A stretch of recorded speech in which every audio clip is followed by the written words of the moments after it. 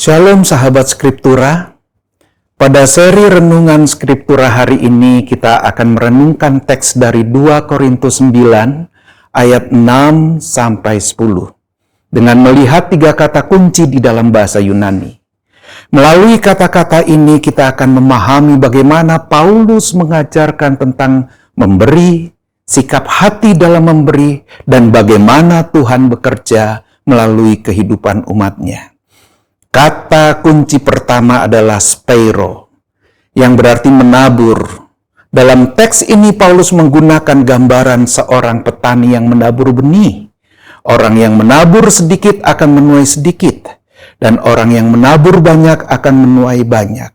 Gambaran ini menunjukkan bahwa tindakan memberi memiliki hubungan dengan apa yang dilakukan seseorang. Namun Paulus tidak sedang berbicara tentang jumlah pemberian. Gambaran menabur menunjukkan bahwa setiap tindakan yang dilakukan dengan iman kepada Tuhan memiliki dampak dan tujuan dalam karyanya. Kata kunci kedua adalah hilaros, yang berarti sukacita, rela, atau dengan hati yang gembira. Dalam 2 Korintus 9 ayat 7, Paulus berkata bahwa Tuhan mengasihi orang yang memberi dan dengan sukacita.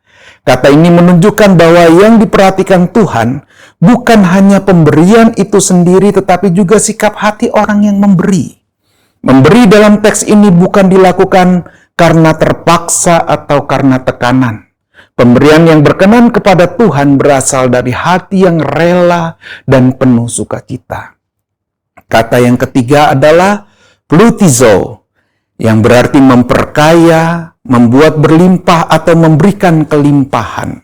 Dalam ayat 10 ini Paulus menjelaskan bahwa Tuhan menyediakan benih bagi penabur dan roti untuk dimakan.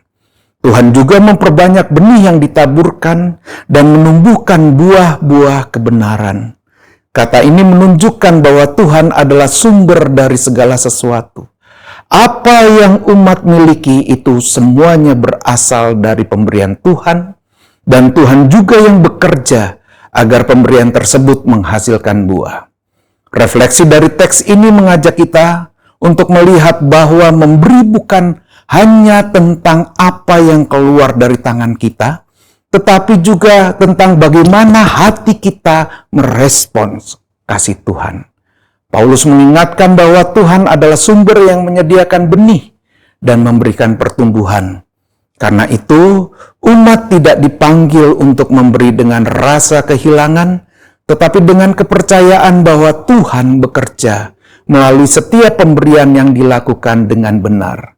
Melalui teks ini kita juga belajar bahwa kelimpahan dari Tuhan bukan hanya untuk dinikmati sendiri, tetapi untuk menghasilkan buah kebenaran. Pemberian yang dilakukan dengan sukacita menjadi bagian dari karya Tuhan dalam kehidupan orang lain. Kiranya melalui perenungan 2 Korintus 9 ayat 6-10 ini, kita semakin memahami bahwa Tuhan memanggil umatnya untuk hidup sebagai penabur yang memberi dengan sukacita. Karena Tuhan sendiri adalah sumber yang mencukupkan dan menghasilkan. Sampai berjumpa kembali di renungan Skriptura selanjutnya. Shalom.